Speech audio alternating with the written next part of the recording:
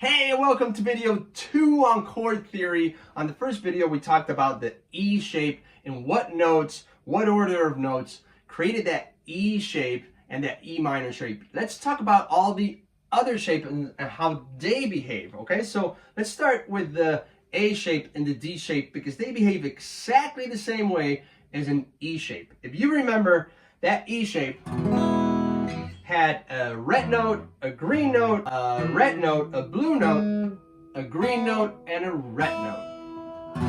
And to turn that shape into an E minor, we moved that blue note 1 fret towards the headstock. We minorized it. We made it sad. So E major, E minor. All right, so the A behaves exactly the same.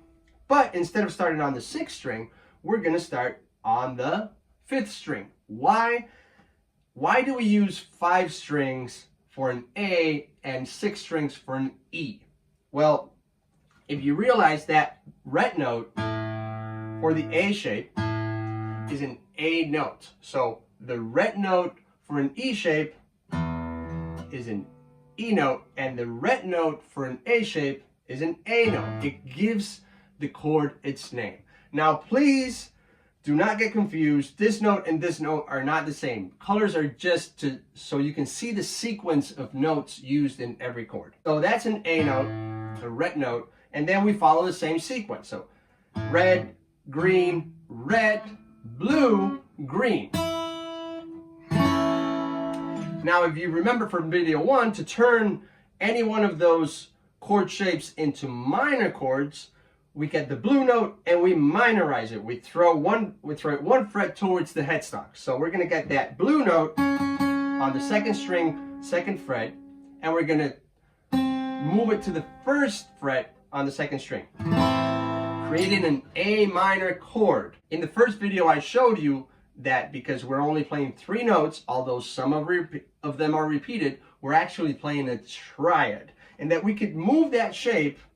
Because this note is an A, if we move that note to a B and we place that shape in front of it, now we can move that A to a B. But if we minorize that shape, A minor, now we can move that A minor shape to a B minor, and to a C minor, and to a D minor, and all the other chords. So now we've got 2 shapes, E and A, that we can start moving across the fretboard, placing a bar behind it to play all the other chords. Awesome. Let's look at the D shape. It behaves exactly the same, and the intervals, the note sequence, the colors are the same. This is why a D chord is only a 4-string chord, because that note on the 4th string open is a D note. And remember, red names the chord. So that's a red. Then we've got a green, a red, and a blue.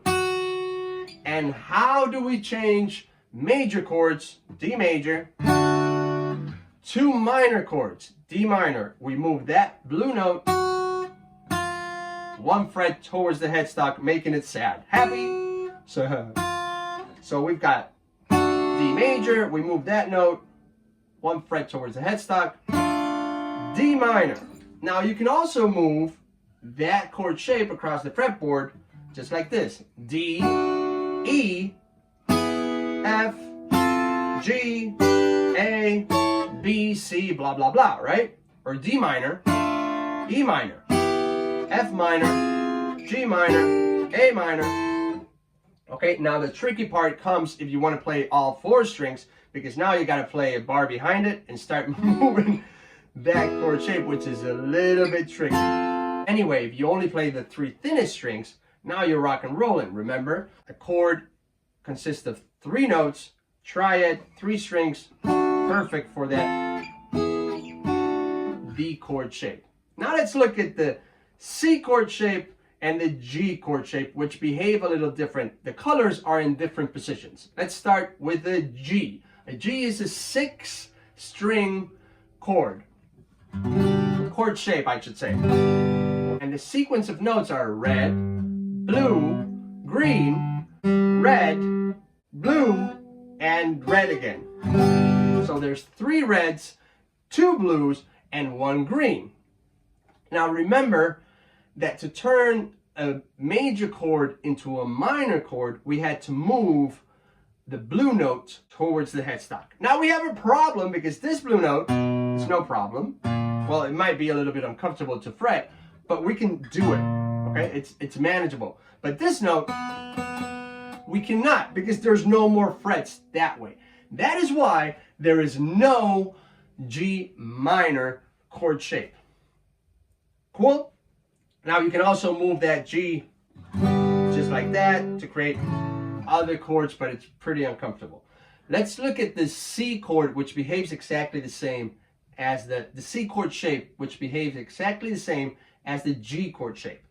Now a C chord shape is a 5-string chord because A, B, C, that's the ret note, the one that names the chord. It's also called the root note, okay? And if we fret that chord shape, we'll find that we have the same as with G, only with 5 strings now. So we've got red, blue, green, red, blue again. Now again, if we want to turn that chord shape into a minor chord, we need to get the blue notes and move them 1 fret towards the headstock.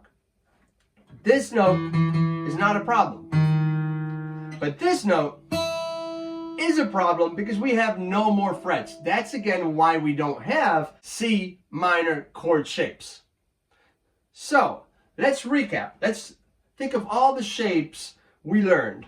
We learned the E and the E minor shape, the A and the A minor shape, the D and the D minor shape, the G, there's no G minor shape, and the C, no C minor shape. Let's just focus on the major shapes right now. We've got E, A, D, G, and C. Let's rearrange those shapes into C, A, G, E, D. What does that spell? Pretty cool, right? You want to see how this works and why it works? Go and watch the next video.